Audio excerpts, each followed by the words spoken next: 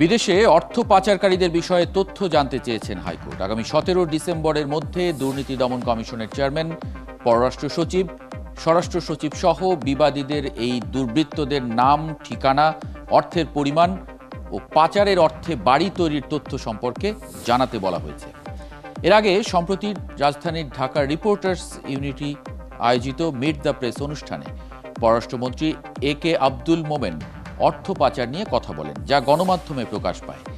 এ সংক্রান্ত বিভিন্ন প্রতিবেদন বিবেচনায় নিয়ে আজ বিচারপতি মোহাম্মদ নজরুল ইসলাম তালুকদার ও বিচারপতি আহমেদ সোহেলের সমন্বয়ে গঠিত ভার্চুয়াল হাইকোর্ট বেঞ্চ স্বপ্রণোদিত হয়ে রুল জারি সহ এই আদেশ দেন।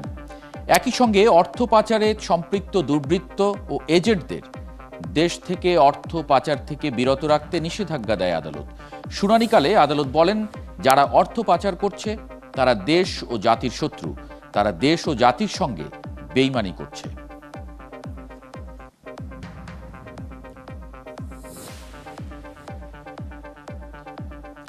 বিদেশে অর্থ পাচারকারীদের বিষয়ে তথ্য জানতে চেয়েছে হাইকোর্ট। আগামী 17 ডিসেম্বরের মধ্যে দুর্নীতি দমন কমিশনের চেয়ারম্যান, পররাষ্ট্র সচিব, স্বরাষ্ট্র সচিব সহ বিবাদীদের এই দুর্বৃত্তদের নাম, ঠিকানা, অর্থের পরিমাণ এবং পাচারের অর্থে তারা যে বাড়ি তৈরি করেছেন সেই সম্পর্কে তথ্য জানাতে বলা হয়েছে। হাইকোর্টের একটি বেঞ্চ স্বপ্রণোদিত হয়ে এই রুল জারি সহ এই আদেশ দিয়েছেন। এ বিষয়ে আজকে কথা বলবো। সঙ্গে আছেন আইনমন্ত্রী অ্যাডভোকেট আনিসুল হক। মাননীয় মন্ত্রী, আপনাকে স্বাগত জানাচ্ছি সংবাদ যোগে। একটা ছোট্ট বিরতি নিয়ে আপনার সঙ্গে এই বিষয় নিয়ে একটু বিস্তারিত আলোচনা করতে চাই। দর্শক, একটা ছোট্ট বিরতি নিচ্ছি, ফিরছি অতিথিকে সঙ্গে করে। বিরতির পর আমি মাহবুব হাসান আরেকবার আমন্ত্রণ জানাচ্ছি সংবাদ যোগে।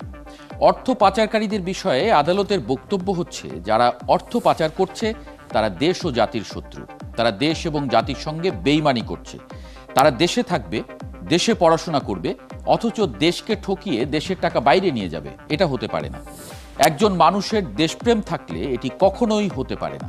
আদালত আরও বলেছেন, ওই ব্যক্তিরা কিভাবে অর্থ পাচার করলো, কিভাবে ওই টাকায় বাইরে বাড়ি তৈরি করলো তা অবশ্যই জানা দরকার, তা না হলে এই অপরাধ কমবে না। অর্থ পাচার নিয়ে আদালতের রুল বিষয়ে আজকে আমরা কথা বলবো। আমাদের সঙ্গে আছেন অ্যাডভোকেট আনিসুল হক, আইনমন্ত্রী। মাননীয় মন্ত্রী, আপনাকে স্বাগত জানাচ্ছি সংবাদ যোগে। বিদেশে অর্থ পাচারের বিষয়ে আজকে হাইকোর্ট একটি রুল দিয়েছেন। আজকে হাইকোর্ট আসলে জানতে চেয়েছেন বলেই, তাদের পাচারকারীদের বিষয়ে তথ্য জানতে চেয়েছেন বলে এটি খবর হচ্ছে, বা জানতে চেয়েছেন বলেই আজকে আপনার সঙ্গে আমরা কথা বলছি। মানে এটি কেন আদালতকে আসলে বলতে হবে? বুঝলাম না আপনার প্রশ্নটা। না, আমি জিজ্ঞেস করেছিলাম যে আজকে হাইকোর্ট তাদের বিষয়ে তথ্য জানতে চেয়েছে। আমার প্রশ্ন হচ্ছে যে হাইকোর্ট জানতে চাইবে কেন? এটা তো আগেই আসলে হওয়ার কথা। হাইকোর্ট মানে এটা হাইকোর্ট জানতে চাইছে বলে খবর হচ্ছে, বা আপনার সঙ্গে আমরা কথা বলছি বিষয়টা নিয়ে। আমার প্রশ্নটা হচ্ছে যে আদালতকে কেন আসলে এগুলো জানতে চাইতে হয়? আপনাকে ধন্যবাদ আমাকে এই প্রশ্ন করার জন্য। এখন কথা হচ্ছে যে হাইকোর্ট জানতে চেয়েছে বলেই আমার মুখটা বন্ধ হয়ে গেছে। তার কারণ হচ্ছে যে আমি এখন যাই বলি না কেন, এটা এই সাবজুডিস ম্যাটারে একটা মতামত দেওয়ার মতন হয়ে যাবে। আপনারা আমাকে এখানে ডেকেছেন, তার কারণ হচ্ছে আমি দেশের আইনমন্ত্রী। তো আমি সেই ব্যাপারটার দিকে খুব একটা যাব না, কিন্তু আমি এইটা বলবো যে এই যে জিনিস, এই যে কথাগুলি বা এরকম যদি অপরাধ হয়ে থাকে, আমি প্রেমিসটা ঠিক করতে চাই। আমার বক্তব্যের প্রেমিস হচ্ছে, প্রথম কথা হচ্ছে যে এই মানি লন্ডারিং একটা অপরাধ, এটা ঠিক। আর দ্বিতীয় প্রেমিস হচ্ছে যে মানি লন্ডারিং যারা করে তাদের বিচারের আওতায় আনা হয়। এর ব্যাপারে কিন্তু আমাদের কোনো দ্বিমত নাই। আমার মনে হয় যে জনগণের মধ্যেও কোনো দ্বিমত নাই, সরকারের মধ্যে তো কোনো মতেই দ্বিমত নাই। আপনারা দেখেছেন গতকালকেও আমরা দুর্নীতিবাদ যারা আছে তাদেরকে ধরার চেষ্টা করছি, চেষ্টা চালিয়ে যাচ্ছি এবং তাদেরকে ধরছি। এবং আগের যে 21 বছরের কথা বলেন আর 1975-এর পরের কথা বলেন, যেরকম বিচারহীনতার সংস্কৃতি ছিল, এখন সেটা নাই। এই হচ্ছে প্রেমিস। এখন এই যে হাইকোর্টের যে আজকে রুলটা, এই রুলটা আসলে কথা হচ্ছে, হ্যাঁ এই রুলটা সম্বন্ধে আমরা অনেকেই কথা বলতে পারি, কিন্তু আমি কথা বলবো না। তার কারণ হচ্ছে হাইকোর্ট যখন রুল দিয়েছে, আদালতকে আমি সম্মান করি, হাইকোর্টকে আমি আরো বেশি সম্মান করি।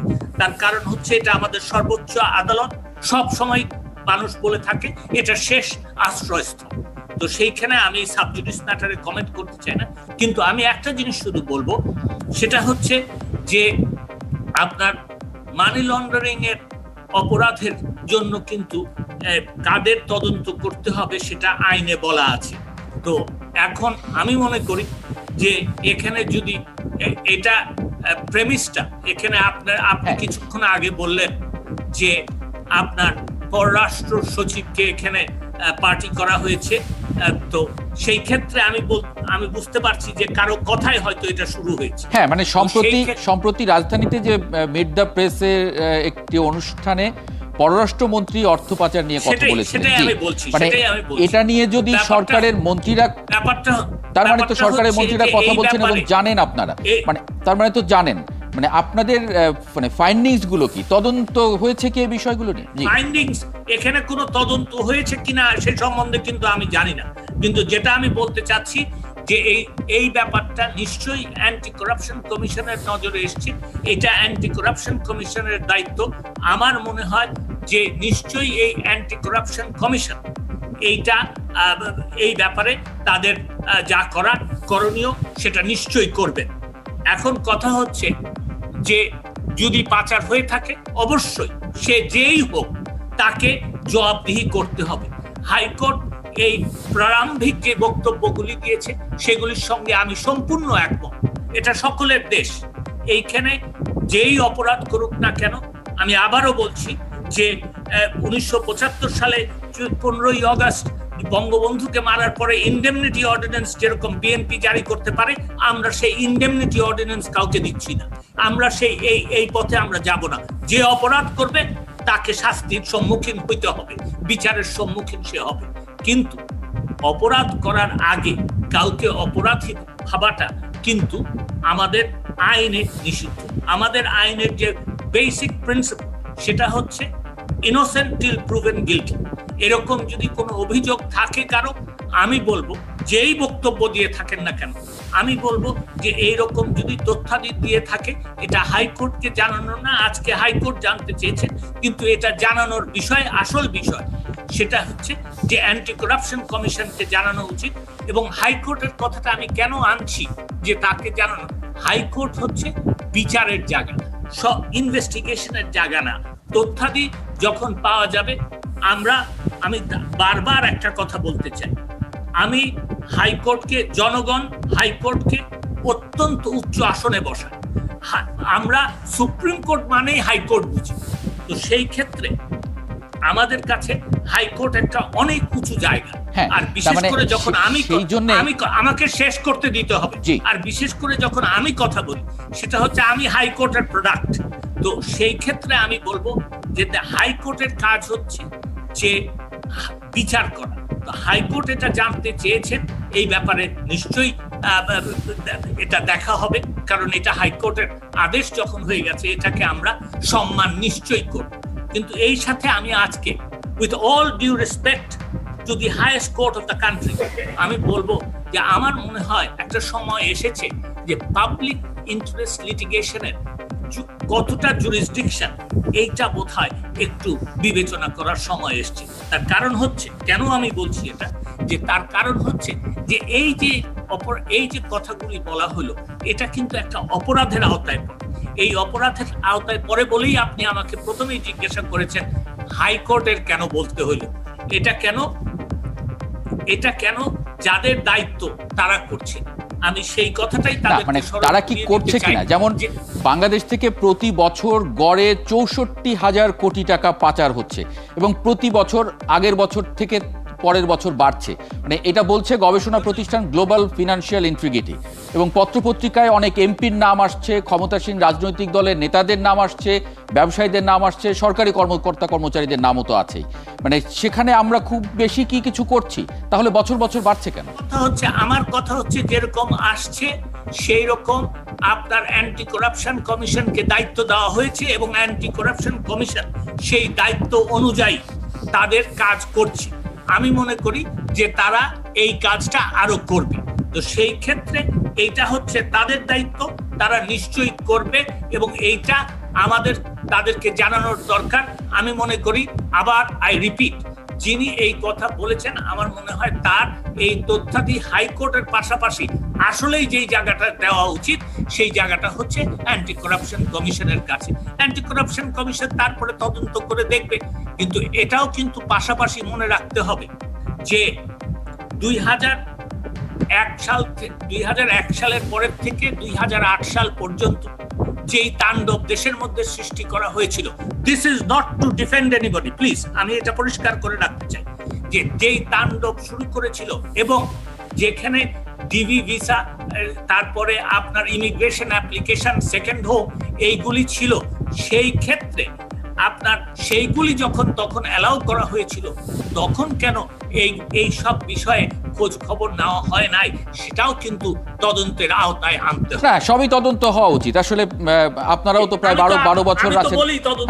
হ্যাঁ, এই 12 বছর আছেন, এই সময়গুলো আসলে মানে এই অ্যান্টি করাপশন কমিশন সহ যারা ফিনান্সিয়াল এই বিষয়গুলো তদন্ত করে থাকেন তারা ঠিকমতো কাজ করছেন কিনা, কারণ তারাও তো সরকারের পার্ট, আপনারাই পরিচালনা করছেন। এবং সম্প্রতি আদালতে যে অর্থ পাচারকারী পিকে হালদারের জি একটু ভুল বললেন, anti corruption commission is completely independent, সরকারের পার্ট না।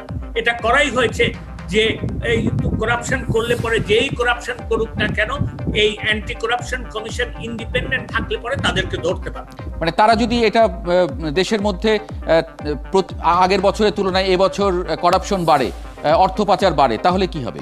তাহলে এইভাবেই কি চলতে থাকবে? না, এইভাবে চলতে থাকবে না। এইভাবে না চলার জন্যই তো আমরা ব্যবস্থা করছি, কথা তো বলছি। আমরা যে শুধু কথা বলেই তো শেষ করছি না, আমরা যে অপরাধীদের পিছনে যাচ্ছি না তা তো না।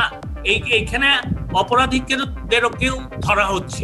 তো সেই ক্ষেত্রে আমি বলবো যে অপরাধীদেরকে ধরার ব্যাপারে আমরা মোটেও পিছিয়ে নাই, আমরা কথা বলে যাচ্ছি। মানে যারা বিদেশে টাকা পাচার করে ফেলেছে তাদের কি খুব বেশি মানুষকে আমরা মানে আটক হতে দেখছি? সম্প্রতি আদালতে অর্থ পাচারকারী পিকে হালদারের দেশে ফেরার আবেদন খুব আলোচিত হয়েছিল এবং সে এখন কোথায় আছে এবং তার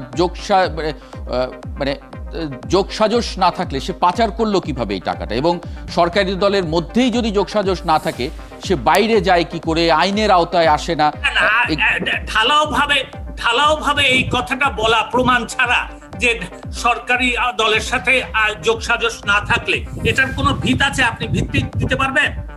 ঢালাও ভাবে কথা বলেন না, সরকারে আছি বলেই সব দোষ দিয়ে দিবেন আর আগের গুলি সব মাফ হয়ে যাবে, এরকম কথা তো ঠিক না।